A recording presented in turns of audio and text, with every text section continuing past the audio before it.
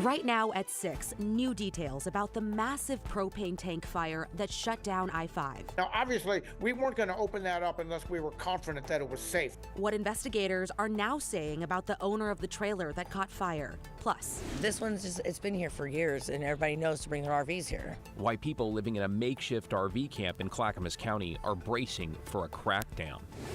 And the injury that's knocked Cameron Brink out of her promising WNBA rookie season and put her Olympic dreams on hold.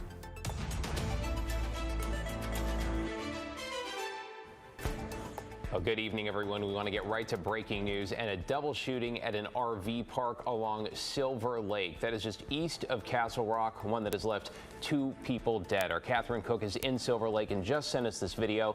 The Cowlitz County Sheriff's Office says around 10:30 this morning, a 56-year-old man was shot and killed. Several witnesses tell us that man, the property owner, was shot in the boathouse.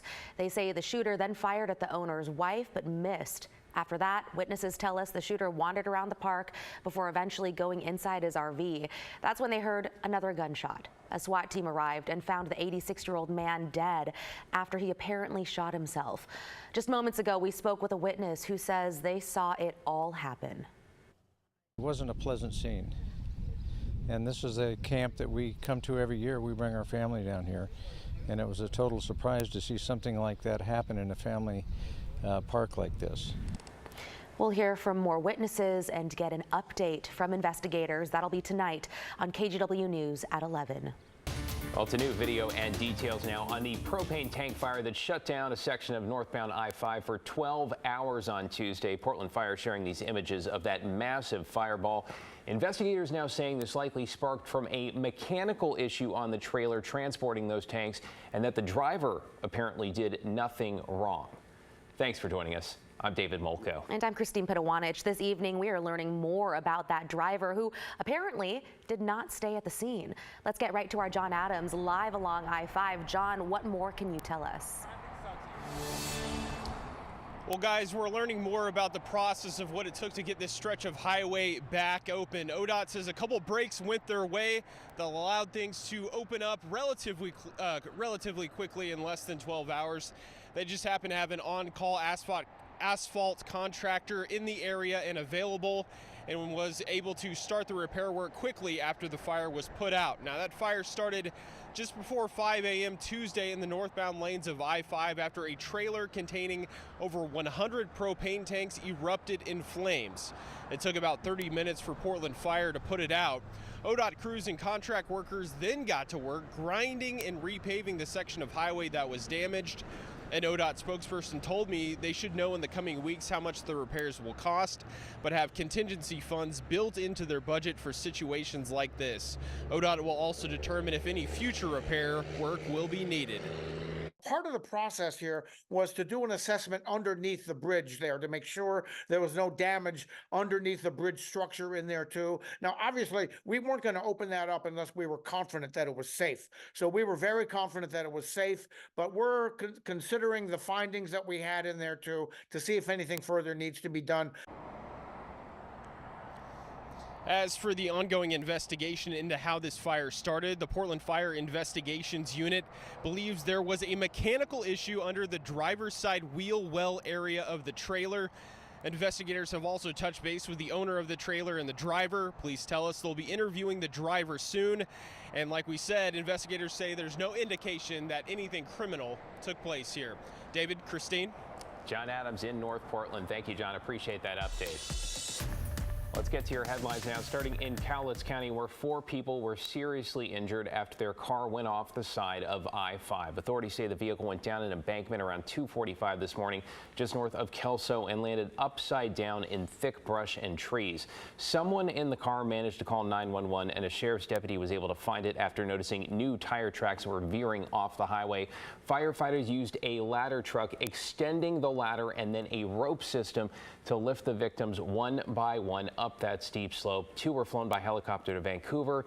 2 were taken by ambulance to Longview. All 4 are expected to survive. Washington State Patrol said they suspect the driver was impaired, and they're now facing vehicular assault charges. To Gresham now, where police are now saying a suspicious death earlier this week is a homicide. They did a welfare check at a home near Southeast Stark and 120th on Monday night.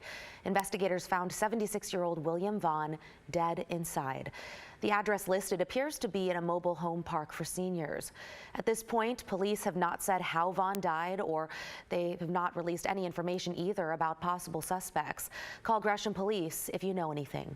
In Beaverton, one person is in the hospital after a house fire broke out in the Cedar Hills neighborhood. Tualatin Valley Fire and Rescue say crews responded around 11:30 this morning to Southwest Faircrest Street. One person was injured and taken to the hospital. Everyone else evacuated safely, though crews say a dog was killed. No word yet on the cause. Today, thousands of nurses at 6 Providence hospitals in Oregon hit the picket lines for day 2 of their 3-day strike. This is what it looked like outside Providence, St. Vincent in southwest Portland this morning. The Oregon Nurses Association is in a contract dispute with the hospital system. Nurses are demanding better benefits, competitive wages, and more staffing. A nurse would struggle to find those finer points of what might be happening with a patient that they're starting to decline if they're too busy with too many patients. In order to provide excellent care, we need to have decent nurse-to-patient ratios. So Providence officials say the union helped legislators write a new law that sets current staffing levels, and they suggested the union work with lawmakers to change the law if they're not satisfied. Meantime, replacement workers are helping staff hospitals. Matt? Thanks so much, Christine. Beautiful day around the Northwest, especially at the Oregon coast when you get the sunshine like this. And if the valleys were too hot for you, well, you can head to the beach where it's only 60 degrees. Now, the beaches will warm up too, but not as much as the valleys. Outside right now in the valleys, we're well into the 80s, well down to 83 right now at the Reserve Golf Course. But we warmed up to 87 today, which is pretty impressive for the last full day of spring. Summer begins tomorrow as the Earth will be pointed most directly at the sun, or put it another way, the sun will be at its highest point over the northern hemisphere, over the Tropic of Cancer. Long days here, short days in the southern hemisphere, of course, and the seasons change at 1:50 tomorrow afternoon. So we've got that to look forward to. Of course, winter solstice, we don't want to talk about that. That's 6 months away, right? So tomorrow we get up to 90 degrees. Friday we get up to 92, and then subtle cooling for Saturday, back down to about 88, but more significant cooling coming our way on Sunday and beyond. We'll also talk about our rain chances as we look ahead, guys. But for now, the heat is on. Thank you, Matt. Developing this evening, police in Tigard are asking for help tracking down a vandal who's done 6 figures worth of damage to construction sites. So Sydney Dorner spoke with a developer who's having to eat that cost. Sydney, how much is this going to set him back? Christine, I spoke with Jim Delmore, who says it's normal for the developers to deal with a couple $1,000s in damages. He says this particular criminal was especially destructive, racking up over $200,000 in damage over a span of 8 days. Investigators believe more than a dozen properties were vandalized. This all happened in the area of Southwest 150th Avenue between Southwest Beef Bend Road and Bull Mountain Road. Also on Southwest Roy Rogers Road near Jean Lewis Road. Delmore says the vandalism was the worst he's seen since joining Stonebridge Homes almost 28 years ago. It's not like we can just turn it over to a buyer, pass that on to a buyer. And, you know, you run the risk of turning it into insurance, and we haven't made that determination yet, but if you turn it into insurance, they can either drop you or just, you know, raise your rates so much that it just becomes cost prohibitive. Now, if you recognize the person or the cars in this surveillance image, please call Tigard Police. David and Christine, back to you. Sydney Dorner with that report. Thank you. Well, some changes could soon be coming to Clackamas County. Officials there are trying to figure out how to handle homeless people who are living in their RVs and campers. And it sounds like it may be in response, at least in part, to community complaints. Blair Best with that story. A fresh watermelon, Jamie Smith's breakfast late Wednesday morning. I've been here for approximately maybe, I think, 6 to 8 months. Living out of this camper in unincorporated Clackamas County. And it's not too much, you know, what I have, but it's a big step up from a tent. She parked it at this camp on a dead-end street between a recycling center and a manufacturing plant. This one's just, it's been here for years and everybody knows to bring their RVs here. But this makeshift homeless neighborhood could soon come to an end. We're here to talk about warrants to help us deal with the issue of occupied RVs within public right-of-way. Last week, Clackamas County commissioners proposed changes to county code to make it easier to remove what they're calling nuisance RVs and campers parked on county rights-of-way that people like Jamie live in. It's the public's right of way. It's our right. Listen to the wording of it.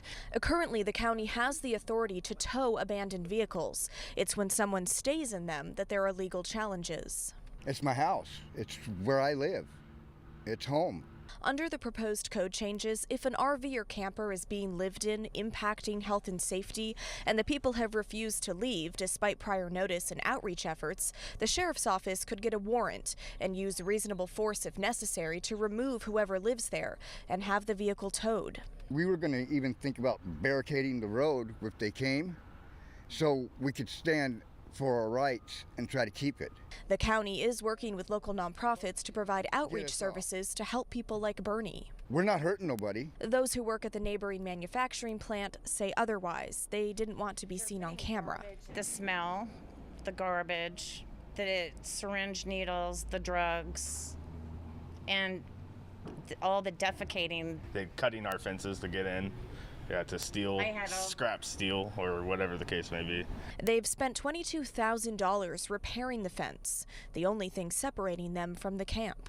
I agree that they have no other place to go, and where are they going to go? But at the same time, you got to get rid of them. Like, I'm not human. Like there's no compassion left in this world. There's no empathy left in this world. Now, these proposed changes come after years of community members raising concerns about these types of camps. But as you can see, it's a difficult issue to balance. I do want to stress, though, that the county is focused on outreach services so that people aren't displaced if their vehicles are removed. But there's still a lot of unanswered questions here, like where will the vehicles end up and will people be able to get them back? And the county still has to vote on all of this, and there is yet to be a date set for that. In unincorporated Clackamas County, Blair Best, KGW News.